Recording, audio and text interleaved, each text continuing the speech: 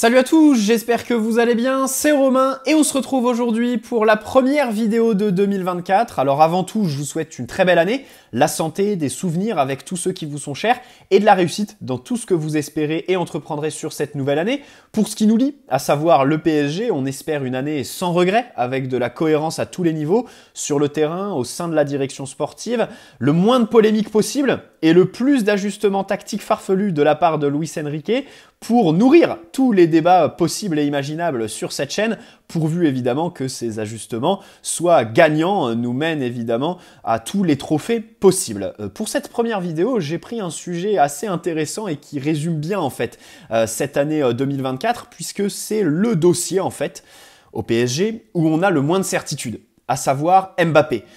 Sur le terrain, bien sûr, il reste à travailler les détails en vue de la double confrontation contre la Real Sociedad, mais la victoire finale en Ligue des Champions en 2024, bon, l'espérer c'est une chose, l'ambitionner, je pense que c'en est une autre beaucoup plus difficile. La victoire en Ligue 1, bon, on connaît notre championnat, mais alors le dossier Mbappé, d'autant plus avec le verrouillage total de son entourage, on ne sait vraiment pas ce qui se trame dans la tête d'Mbappé, quelle est sa préférence à l'heure actuelle. Il n'a même pas parlé de manière publique, il a donné une espèce d'interview à tout le sport pendant les vacances, là, mais ça a duré 3 minutes et évidemment il ne parle pas de son avenir. Donc le flou est le plus total, malgré donc quelques papiers évidemment sur cette fin d'année, puisque on va avoir une pensée quand même pour l'employé d'RMC Sport, dont le réveillon consistait à attendre minuit pour poster à minuit pile le tweet « Mbappé peut discuter, peut signer un contrat librement avec le club de son choix ». Voilà, c'est ce qui a été fait par RMC cette nuit. Donc on les embrasse bien sûr. Dans cette vidéo, on va commencer l'année comme on a terminé la dernière, en envoyant des tacles à tous les médias qui entourent et qui pullulent l'environnement donc du PSG. Après, bon, RMC donc ont raison, puisqu'Mbappé est libre de discuter avec le club qu'il veut, mais bon, ça, c'est anecdotique parce que normalement, les clubs, quand ils discutent avec un joueur, doivent en informer le club qui emploie le joueur en question. Voilà. Et donc, à 6 mois de la fin du contrat, les clubs peuvent discuter sans prévenir le club employeur. Évidemment, tout ça n'est plus respecté. Du coup, ce qui nous intéresse, bien sûr, c'est le fait que Mbappé puisse signer un pré-contrat pour la saison prochaine, là, quand il le souhaite, avec plusieurs propositions sur la table. Alors, commençons par une information de Marca, donc les journaux espagnols, mais surtout confirmée par The Athletic, par un journaliste très proche de l'environnement réel, qui proposerait donc à Mbappé un contrat. Bon, ça choque personne, le train, évidemment, repasse tout le temps. 26 millions nets par an en salaire et donc une prime à la signature de 130 millions. Si on l'étale sur une durée de 5 ans, ce qui devrait être le contrat signé s'il y va, ça ferait donc 50 millions de salaire par an.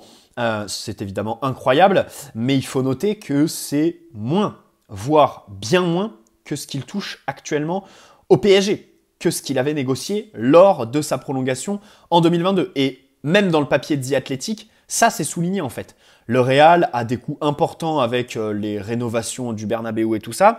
Donc, leur offre est moins onéreuse que celle du PSG. Premier point.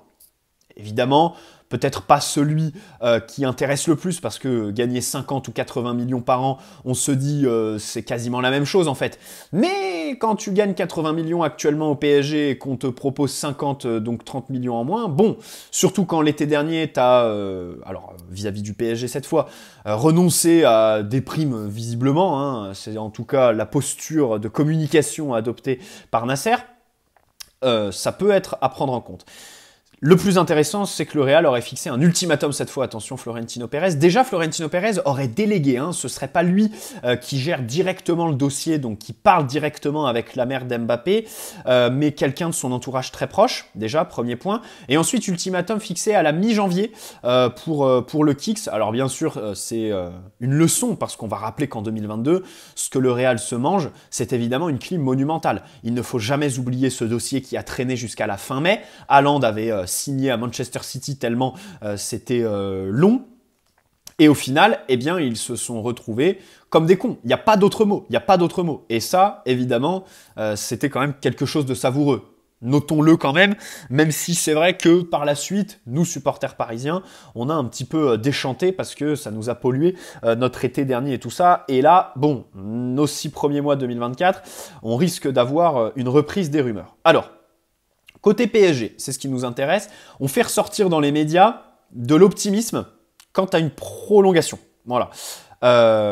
Par contre, la seule certitude qu'on a, c'est qu'on fera rien de plus par rapport à 2022. Parce qu'on ne le peut pas. En 2022, on a tout fait. On lui a tout proposé. Monts et merveilles en matière de salaire, c'était complètement barge et on s'est même rétracté du coup, puisque en fait, on lui a proposé un contrat et on a dû renégocier le contrat l'année dernière quand il était au loft parce que on voulait pas être mis à mal vis-à-vis du fair play financier. C'est ce que fait filtrer le club dans les médias. Voilà. Très important, la communication, on y reviendra. Donc par rapport à 2022, on peut rien faire de plus au niveau du contrat. Par contre, ce qu'on a avec nous, et c'est vrai que, bon, j'étais en vacances, du coup, j'ai pas pu faire de vidéo bilan 2023, bilan première partie de saison. C'est dommage, j'aurais bien aimé la faire, mais je pense qu'on la fera peut-être cette semaine, là, après le Trophée des Champions. On a avec nous d'avoir quand même mieux géré 2023 que 2022. C'est-à-dire que quand tu prolonges Mbappé, tu signes Galtier, et tu fais un mercato, mais vraiment, vraiment Europa League. Là, tu as quand même Luis Enrique, même s'il y a la question du positionnement numéro 9, leur relation et tout ça. C'est un entraîneur d'une autre trempe. Et Dembélé, Lucas Hernandez, au-delà du fait que ce soit ses copains, qu'ils soient français, c'est quand même des joueurs classe mondiale. On va pas se mentir, c'est un mercato quand même qui a été, déjà qui a coûté beaucoup plus cher et qui donc quand même a été plus qualitatif que l'année dernière. Donc là, c'est vrai que le PSG pourrait se vanter d'une espèce de logique. Voilà, alors on la critique, on l'aime ou on l'aime pas, mais c'est vrai qu'il y a eu une logique et un espèce de fil directeur suivi pendant ce mercato autour de Luis Enrique qui est évidemment la meilleure recrue de 2023 de ce mercato. Alors ensuite, le plus important et là où vraiment j'insiste, c'est la communication. Voilà, parce que le PSG a une posture dans les médias qui vise à dire que si Mbappé part libre, en fait, ce serait pas grave. Pourquoi ? Parce qu'il a abandonné des primes l'été dernier quand il était au loft. Alors, selon les sources, elles seraient de l'ordre de 80 à 100 millions d'euros qu'il aurait abandonné. Bon, le problème, c'est que les lignes directrices sur le mercato, les projets sportifs et tout ça, c'est une chose. Mais ce qui me gêne le plus en fait dans ce club, c'est pas ce que dénonce Nasser, à savoir le bling-bling, ce qui serait donc un projet sportif, puisque Nasser nous dit il faut sortir du bling-bling, nouvelle ère. Ok. Mais en fait, moi, c'est pas le bling-bling qui me dérange. C'est le fait de le dire comme ça dans les médias. Tu vois ? Parce que c'est justement la communication qui gangrène ce club, qui vient à nous dire que si Mbappé part librement, ce serait pas un échec. Bien sûr que si. Un actif valorisé à 200 millions sur le marché des transferts, sans parler du joueur, les gars. On parle pas du joueur. Ce serait évidemment un échec, on va pas se mentir. Enfin, moi personnellement, je le vois comme ça. Et c'est pour ça qu'il faut vraiment pas tomber dans les postures de communication un peu ridicules de Nasser et du club, voilà, qui nous dit il faut sortir du bling-bling. Mais de l'autre côté, bon, je pense que au Kolo Muani à 100 millions d'euros, c'est bling-bling, voilà. On va pas se mentir, voilà. On sent l'idée qu'il y a derrière ce qu'il dit, bien sûr, on va pas se mentir. Mais le problème, c'est que n'en fait pas un projet communication. On sait très bien que dans ce club, en fait, la politique prévaut sur le sportif et encore dans ce dossier, avec donc le club qui nous fait croire que s'il part librement, ce serait tranquille parce qu'il a abandonné 80 patates. Bon bref, passons au joueur. Lui, franchement, on ne sait pas ce qu'il pense. Voilà, c'est ça le principal protagoniste, celui qui signera, qui est le maître du jeu. On ne sait pas ce qu'il pense. Tout simplement. À part peut-être un langage corporel parfois sur le terrain qui trahit une forme de lassitude parce que, on va pas se mentir, des fois tu sens qu'il traîne son spleen. Et en plus tout ça a été entretenu par justement le fait qu'il parle pas. Daniel Riolo le dénonçait en fin d'année sur RMC, je trouve, a raison, dans le sens où, déjà bon, alors les classements là, qui sortent à chaque fois des personnalités préférées des Français, bon, il a dégringolé, je crois qu'il est passé du top 10 au top 20, mais c'est une illustration pour dire que, en fait, il parle pas. On est sorti d'une année où il y avait la finale de Coupe du Monde et tout ça, et là il se déconnecte complètement, il essaye de tout verrouiller, cadenasser. Peut-être qu'à chaque fois en fait Mbappé va un peu trop loin dans les extrêmes. Voilà. Il faudrait peut-être se rapprocher un peu plus des supporters. Et puis, si tu veux être le leader d'un projet, faut évidemment parler. Avant Dortmund, on l'attendait lui en fait. Au final, on a eu Marquinhos qui s'est présenté en conférence de presse avec les yeux comme ça parce qu'on sait très bien qu'il avait chopé le virus, que c'était qui avait, que Gonzalo Ramos et que une bonne partie de l'effectif a eu par la suite. Hein. Enfin, Marquinhos, son match à Dortmund, évidemment qu'il l'a joué malade. Voilà, il n'y a qu'à voir l'état de sa tête. Et puis, bien sûr, on a le bon soupçon avec lui. Il n'était pas en boîte de nuit, il sortait pas d'une nuit blanche. C'est pas le genre. Bref. Donc voilà, donc un langage corporel sur le terrain qui trahit une forme de lassitude, parle pas assez dans les médias, mais enfin sur les questions purement footballistiques, donc on pourrait prendre celle de son poste par exemple, hein, puisqu'il joue numéro 9 sur la fin d'année 2023 avec plus ou moins de réussite. Le problème, c'est que mon coco au Real, c'est là que tu joueras en fait. Donc c'est ça qui me fait rigoler. C'est qu'on nous dit oui, Mbappé est pas heureux, va quitter le PSG, Luis Enrique joue avec le feu à le mettre au poste de numéro 9 et pas à l'aise. Mais le problème, c'est que Carlo Ancelotti, il fera pareil en fait, tu vois. Et il y a 2 jours, Mbappé a répondu non à un journaliste qui lui demandait s'il voulait être entraîné par Carlo Ancelotti, qui vient de prolonger jusqu'en 2026 au Real. Mais un entraîneur extraordinaire. Mais je pense que c'est mon plus gros regret. Je disais en début de vidéo, une année 2023 sans regret.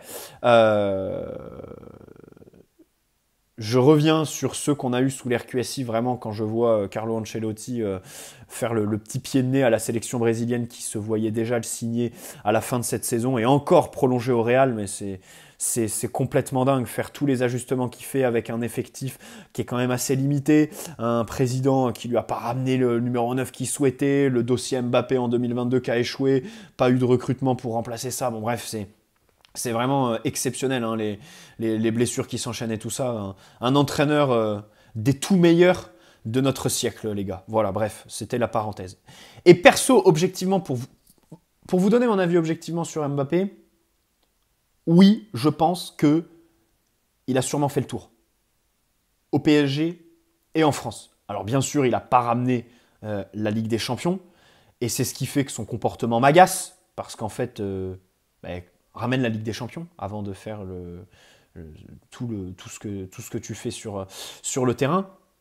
L'investissement et tout ça, le langage corporel, bon, en Ligue 1, c'est bien, il a encore tapé ses 18 buts sur sa première moitié de saison, c'est louable, c'est évidemment extraordinaire, on n'enlèvera jamais rien à ça, mais bon, c'est vrai qu'Mbappé, depuis le début de sa carrière, on le sait, c'est un joueur qui est voué un petit peu à être un franchise player, un peu style NBA, qui touche un peu à tous les championnats, et je pense de manière très objective que oui, Mbappé a sûrement fait un peu le tour. Par contre, de manière subjective et en tant que supporter parisien, je n'irai pas jusqu'à souhaiter son départ cette année. Voilà, ça c'est peut-être un avis tranché, mais il faut quand même revenir à la raison.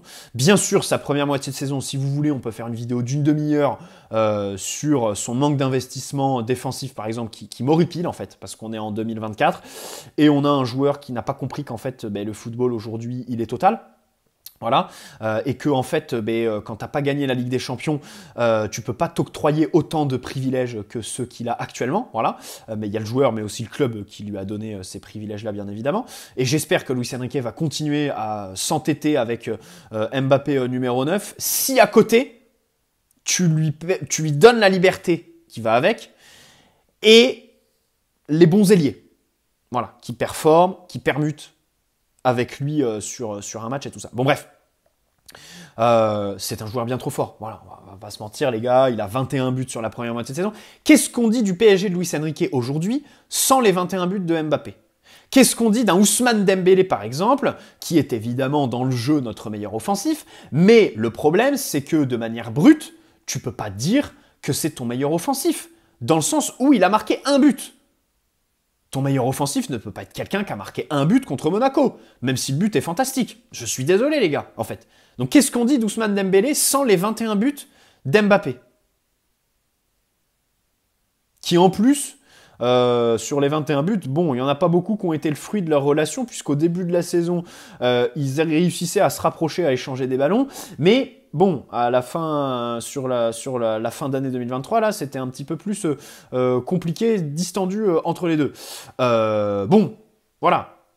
Je demande juste. Alors bien sûr, il y a des buts qui sont anecdotiques, mais enfin, au match aller contre le Milan AC au Parc, sur les 20 premières minutes, tu te fais tourner dans tous les sens. C'est lui, et Warren Zaïre-Emery aussi qui remonte le ballon, qui marque, voilà, qui ouvre le score. Voilà, c'est la réalité. Et moi, je reste profondément convaincu que malgré ces 6 mois un peu compliqués, c'est un joueur qui... Tout le temps, de toute façon, Mbappé, à l'automne, ses mauvaises passes, c'est toujours à l'automne. Toujours physiquement, il pêche un petit peu. Ensuite, au mois d'octobre, il a une petite montée, il marque des triplés. Puis après, en novembre, il rebaisse un petit peu en régime. Tout le temps. Parce que c'est quelqu'un qui va être à son pic de forme au mois de février-mars, s'il n'a pas de blessure. Comme ça a été le cas l'année dernière. Donc vraiment, voilà, j'ai envie de prendre un petit peu pas la défense d'Mbappé, mais c'est juste un fait, en fait. Pour moi, c'est un joueur bien trop fort qu'on peut pas... Enfin, j'arrive pas à sourire quand je me dis Mbappé va partir et on va prendre Raphaël Leao, quoi. Alors bien sûr, au match retour, Leao nous a fait la misère, mais enfin le PSG est évidemment le maître, hein, pour faire briller des joueurs qui ne brillent pas d'habitude. Alors là par contre je parle pas de Leao. Leao est un très bon joueur, mais par exemple Ruben Loftus-Cheek allait demander aux supporters du Milan le match retour à San Siro, ils n'ont rien compris en fait à sa prestation complètement dingue. Et voilà, ça c'est typique du PSG, faire briller des joueurs qui ne brillent jamais. Bon, Leao c'est pas le cas, mais Leao, on peut aussi prendre son match aller au Parc des Princes, où il loupe tout, voilà, où il loupe absolument tout, voilà. Ça me faisait vraiment marrer de voir sur les réseaux sociaux les supporters parisiens nous dire Leao, Leao après le match à San Siro, alors que le match aller au Parc des Princes, on l'a vite oublié. Bon, je crois que sa meilleure saison, Leao, c'est 15 buts. Là, Mbappé, en une demi, est à 21. Pardonnez-moi de ne pas m'enjailler.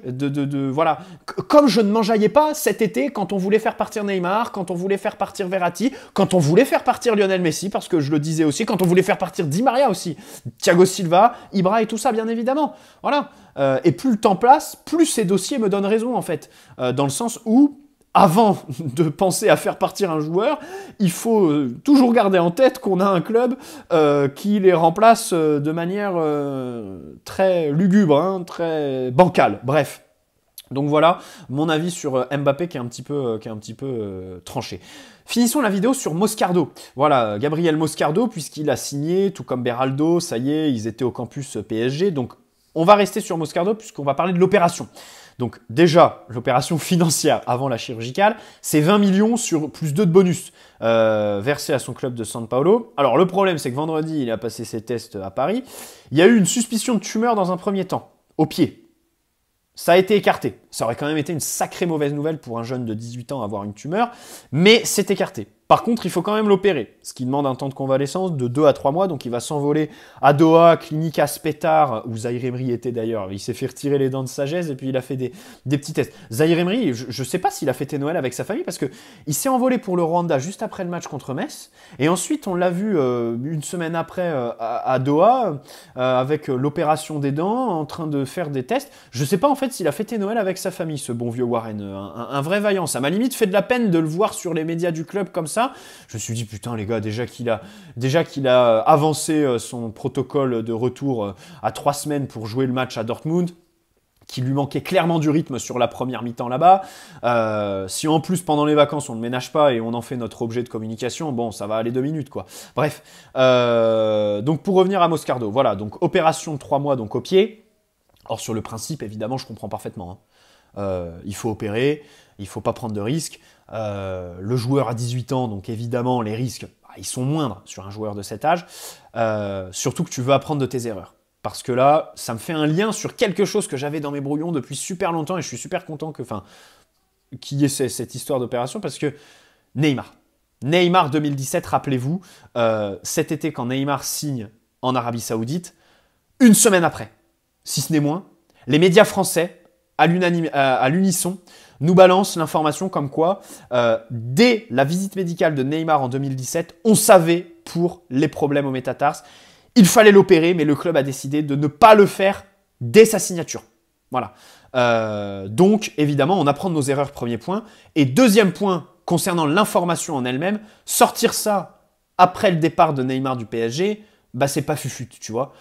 Les mêmes médias qui, quand Neymar se blessait, nous s'amusaient à compter tous les jours qu'il allait louper, s'amusaient à le prendre en photo sur ses soirées et tout ça, et relayer tout ça, bah, ils auraient mieux fait de nous donner l'information en temps et en heure. Arrivé après la guerre, c'est vraiment très hypocrite. Voilà, encore une fois, ça me permet de parler de ça. Mais bon, le club, au moins, a pris de ses erreurs. Et donc, pour revenir sur Moscardo, bon alors, au début, on nous disait qu'on voulait le signer que cet été, qu'il rejoigne l'effectif que cet été. Au final, le club a dit on va le prendre cet hiver. Bon, entre-temps, on avait quand même pas mal d'informations comme quoi on voulait un milieu de terrain et se renforcer dans ce secteur. Je pense que tout le monde l'a vu, parce qu'en plus, un milieu de terrain, c'est quand même un euphémisme, hein. Il en faudrait 2 ou 3 minimum, avec plusieurs profils différents. Et la première qualité demandée, les gars, je le dis, passe.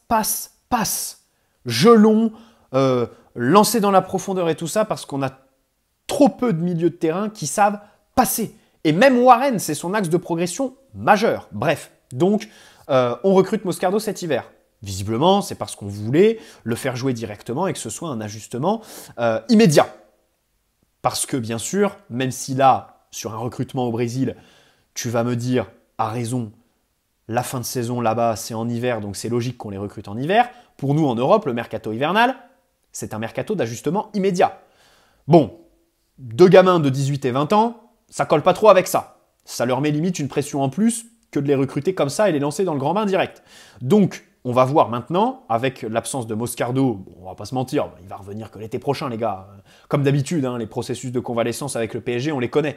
D'ailleurs, très intéressant, Jamel, source sûre sur Twitter, qui a balancé pendant les vacances que sur les 3 joueurs qui se sont fait opérer cette année, donc Mukiele, Kimpembe et Nuno, il y en a 2 qui disent qu'ils ont été mal soignés, hein, que ça s'est pas très bien passé vis-à-vis du club. Voilà. Donc, qui sait, je sais pas, mais ça en dit long. Ça en dit long. Donc, on va voir si là, sur le mercato, on va bouger sur un milieu de terrain, ce que j'espère de tout cœur, parce que Moscardo, on va pas se mentir, à très long terme, je validais complètement, et aller chercher à la source comme ça au Brésil, c'est des dossiers qui me font kiffer, parce que vous me connaissez, ceux qui regardent toutes les vidéos, savent que je suis à 100% pour ce genre de move, où tu vas directement au niveau du club formateur. Enfin, les grands clubs européens le font. Moi, je crois, j'ai la conviction qu'en fait, les gros transferts de joueurs qui sont au top de leur forme et tout ça, vont avoir tendance et ont déjà tendance à baisser en fait. Qu'aujourd'hui, les gros transferts, les millions qui sont alignés, c'est justement directement auprès du club formateur et on essaye de louper l'étape un petit peu intermédiaire du club portugais qui va faire gonfler la note et nous demander 150 millions pour leurs joueurs. Donc voilà. On essaye de prendre directement et je pense que les clubs maintenant vont beaucoup plus investir là-dessus que sur des joueurs confirmés. Voilà, City, le Real typiquement, mais le Real, leur dernier gros investissement, c'est Hendrick en fait, 60 millions d'euros, rendez-vous compte. Bref, voilà un petit peu pour les 2 dossiers que je voulais... Alors, je voulais revenir sur 2-3 autres trucs, mais on y reviendra dans une prochaine vidéo, les gars, puisqu'on va commencer évidemment 2024 sur les chapeaux de roue. Là, on a pris une petite semaine de vacances. J'espère que pour vous aussi, ça a été le cas. Et puis, on embrasse et on souhaite plein de courage à ceux pour qui ça ne l'a pas été. Voilà, prenez soin de vous. Et puis, mercredi, Trophée des Champions. Alors, Lee Kang-in, on a négocié avec la Corée du Sud, c'est bon, normalement, il serait là mercredi selon le Parisien. Et Hakimi, c'est toujours en négociation avec le Maroc. Les négociations seraient difficiles. Voilà. Mais bon, Hakimi a joué 23 minutes sur les 2 derniers matchs de 2023. Ça pourrait, être un argument pour dire au Maroc, on l'a préservé en fin d'année, s'il vous plaît, laissez-le nous. Au moins, on le met sur le banc, on le fait rentrer en deuxième mi-temps si ça va pas très bien. Et deuxième point, on a déjà travaillé les ajustements en son absence, hein, puisqu'il n'était pas titulaire contre Lille et Metz. Et on sait maintenant que c'est Warren qui est choisi, même si on a eu une information pendant les vacances, comme quoi Carlos Soler, juste après Metz, a demandé un rendez-vous avec la direction pour partir. La direction lui a refusé. Donc ça veut dire que... Moi je pense que Carlos Soler sera titulaire au poste de latéral droit sur l'absence d'Hakimi. Bon, ça n'a pas trop de sens. Et justement, je voulais revenir sur cette info Carlos Soler, mais on va le faire dans une prochaine vidéo les gars, ok? Allez, bonne soirée à tous, et puis prenez soin de vous, encore une très belle année. Et allez Paris avant tout. Ciao les amis, prenez soin de vous.